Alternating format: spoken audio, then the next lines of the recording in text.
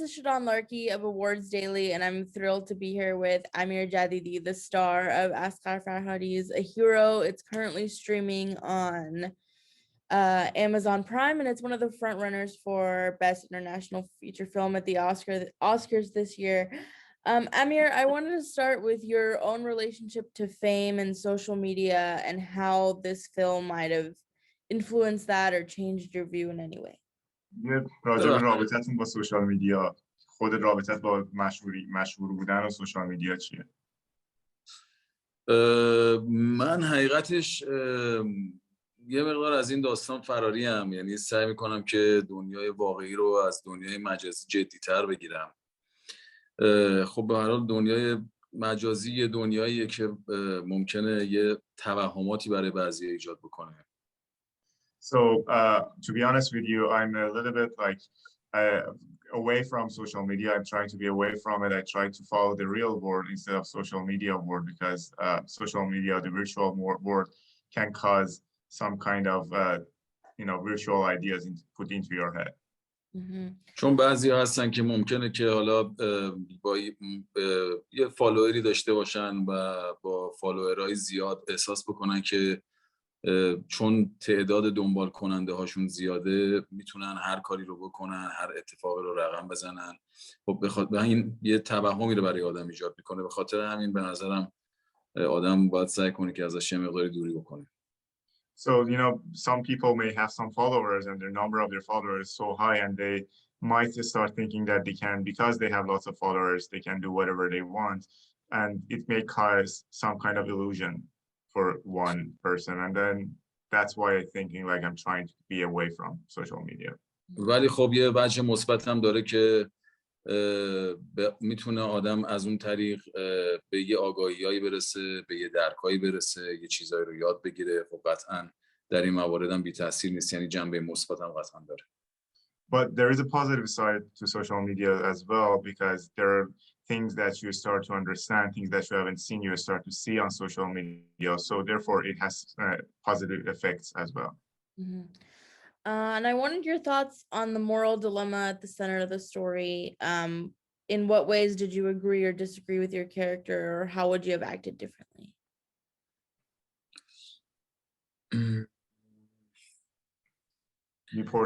متوجه سوال شد یعنی؟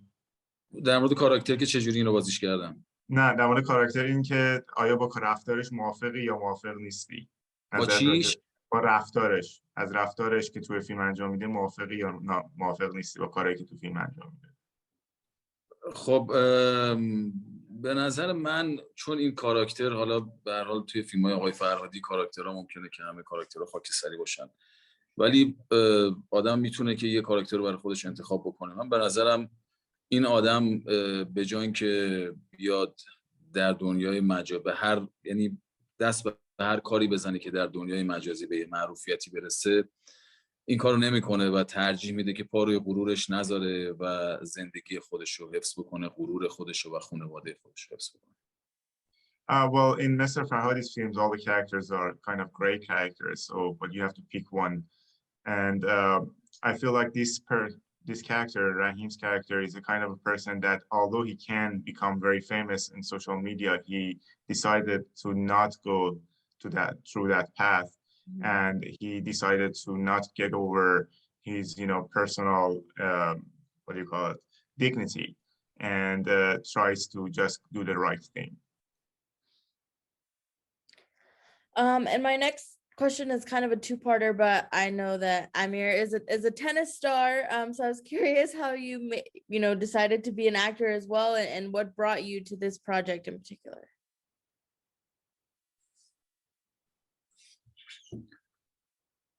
پرسن که میدونم که بازیکن حرفه‌ای تنیس هستی، چی شد که به بازیگری علاقه‌مند شدی؟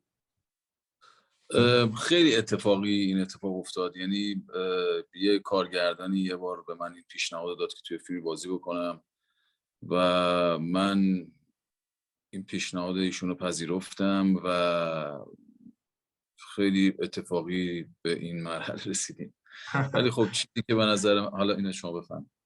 Well, it was really by chance. A director asked me to act in his movie, and I accepted it, and here we are. ولی خب به نظر من بچه اشتراکی بین تنیس و بازیگری هست فکر میکنم خب این به من خیلی کمک میکنه. این داستانی که شما توی تنیس همیشه باید فوکس داشته باشی، یعنی تمرکز داشته باشی روی لحظه به لحظه حرکات و بازیت، که این دقیقاً توی بازیگری هم اتفاق میفته. But there is a overlap between tennis and acting, because in tennis you have to be focused all the time for every moment of the match, every second of the match, and the same thing with acting. In acting you have to be focused all through the end. یعنی اگه شما لحظه‌ای در تنیس لحظه‌ای اون بازی و تمرکز رو رها بکنی، اون نقش رو دیگه بد بازی میکنی، یعنی یه تنیس پلیر خوب نیستی. و در بازیگری هم دقیقاً همونه، اگر لحظه‌ای شما غفلت بکنی شما دیگه اون بازیگر خوب نیستی. Well, in tennis, if for even one moment, if you're not focused, then you make a mistake and you're not a good tennis player anymore. And it's the same with acting. Even for a moment, if you don't focus, then you're not a good actor. You're not going to act well. این در حالی که شما باید اون نقش و اون کار اون رو زندگی بکنی. یعنی اینجوری نیست که شما کسی دیگه ای باشی، شما در اون لحظه بازیکن تنیسی و در لحظه هم که فیلم بازی میکنی خود اون کاراکتر، یعنی باید اون کاراکتر رو نباید بازیش بکنی، باید اون کاراکتر رو زندگیش بکنی. زمین تنیس هم این حاله، آدم باید توی زمین تنیس زندگی بکنه، یعنی لذت ببره از بازی کردنش. It's the both of them. You have to be in the role, right? If you're a tennis player, you have to be in the moment. You have to be a tennis player. And when you're acting, you have to be the character you're acting.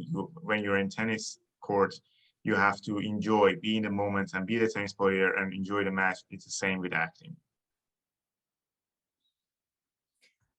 And you've spoken in previous interviews about working with Asghar Farhadi to really craft the character, his movements, his manner of speaking.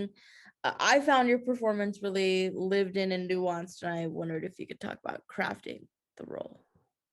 میپرسن در مورد شکل دادن به نقش. توی مسابقه قبلیتون گفته بودین که با آقای فرهادی روی مثلا بهره صحبت کردنتون و اینا کار کرده بودین. میخوام بدونم که چه جوری این نقش رو در آوردین.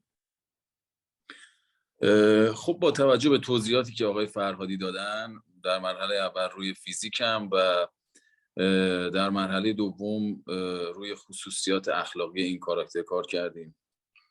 Well, based on what Mr. Farhadi, opened up the character for me, first on my physics, my body and stuff, and then on his attitudes, we started working on the character.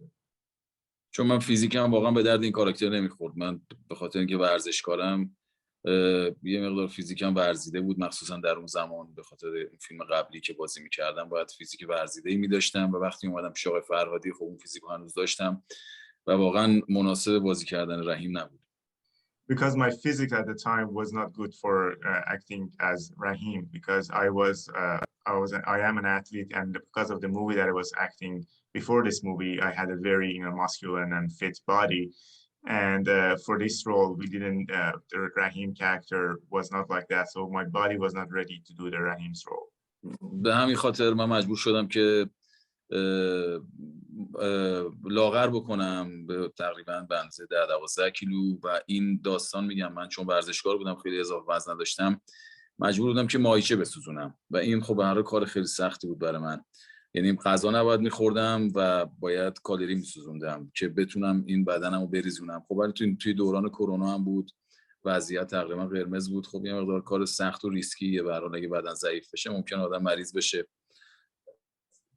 So therefore, I had to lose weight. I actually lost 10 to 12 kilograms for this role, and because I was very masculine at the time, I had to burn my muscles, which was very hard for me to do. So therefore, I had to stop eating for a while and just like lose weight.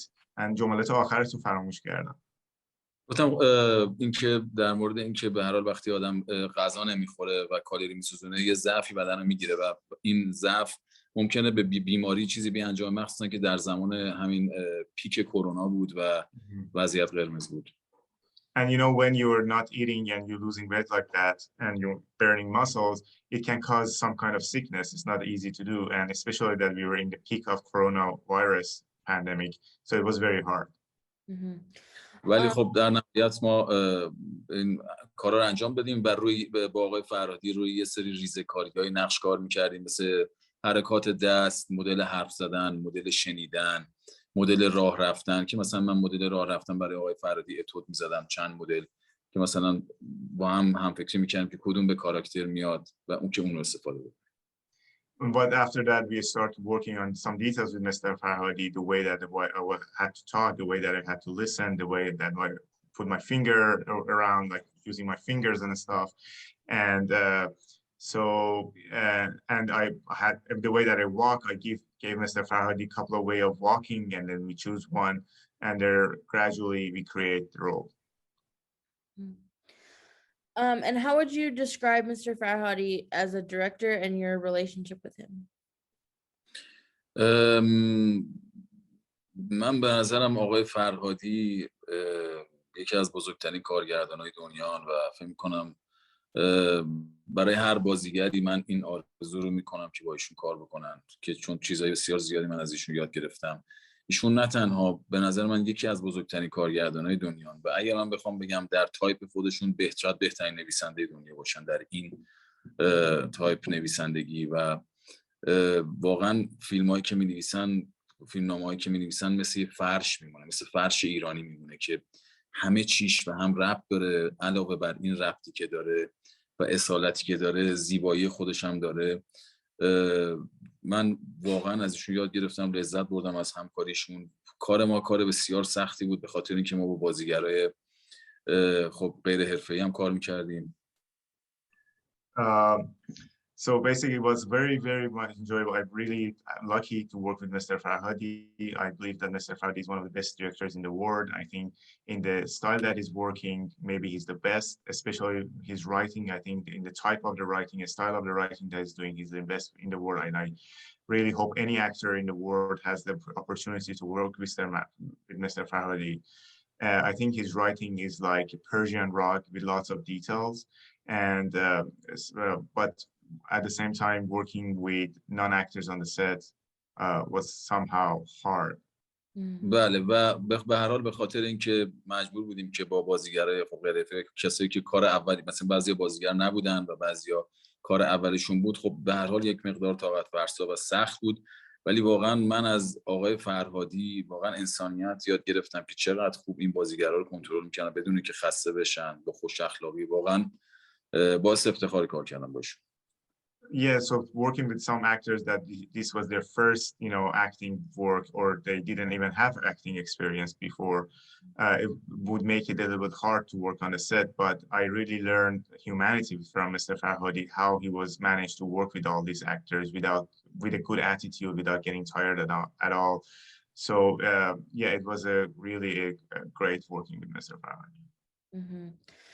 One of the things that I love about Mr. Farhadi's work is that he does portray the difficulties of life in Iran, but he also finds time for moments of joy and community and family. And I wanted to get your thoughts on that. And میپرسن که من از یکی از چیزایی که از کار آقای فرهادی خوشم میاد اینه که در حالی که سختی‌های ایران رو نشون میدن، ولی لحظات انسانی و خانوادگی و قشنگ هم نشون میده. نظر تو راجع به این موضوع چیه؟ دقیقاً همینطوره. آقای فرهادی ممکنه که همه بگن خب فیلم‌های آقای فرهادی فیلم‌های اجتماعیه، ولی به نظر من آقای فرهادی بسیار فیلماشون انسانی هن. یعنی در مورد روابط انسان هاست. I think that's exactly correct. Many people would say that Mr. Farhadi's work is he's making social movies, but I believe that when Mr. Farhadi's his movies about humans and human connections.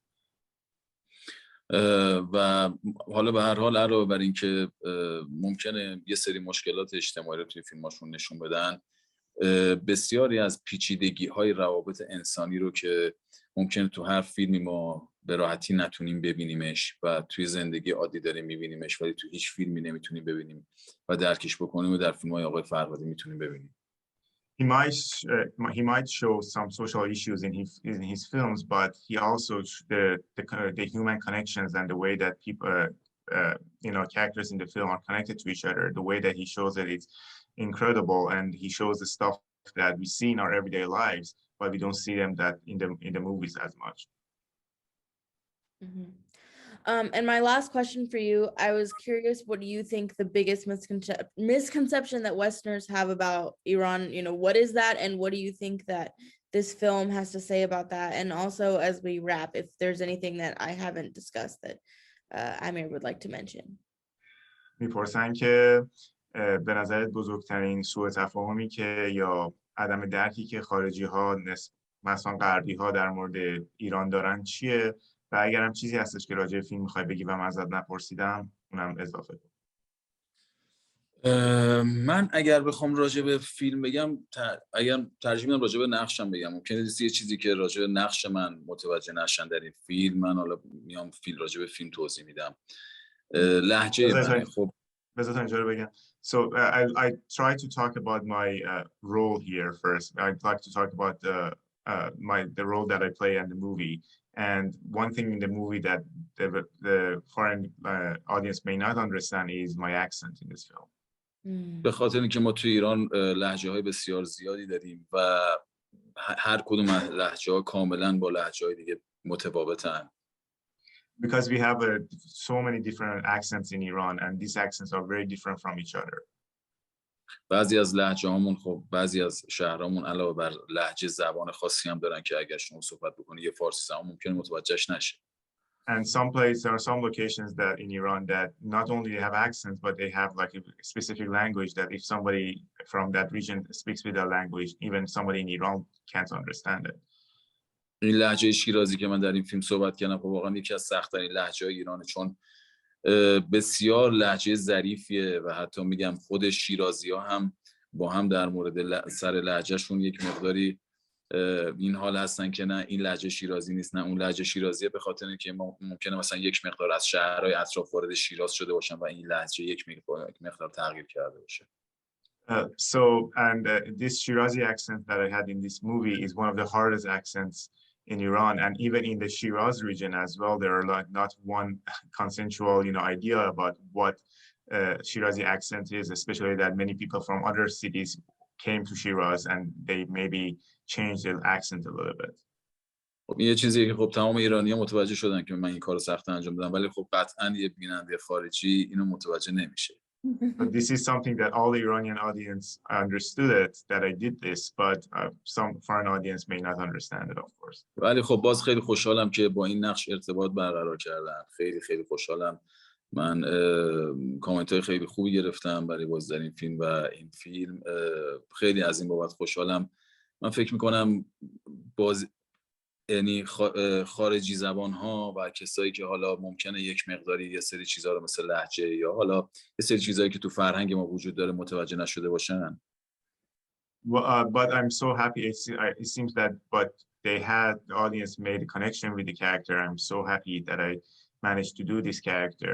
And if there are stuff like the accents or some cultural stuff that they don't understand, especially the foreign language audience. ولی با چشمای من، یعنی با چشمای رحیم خیلی ارتباط خوبی برقرار کردم و کاملا رحیم رو درک کردم. But they made a connection with my eyes and they understood Rahim truly. Thank you so much. آقای جدیدی خیلی ممنون. آرزوی Thank you so much. برات میکنم. اگه کاری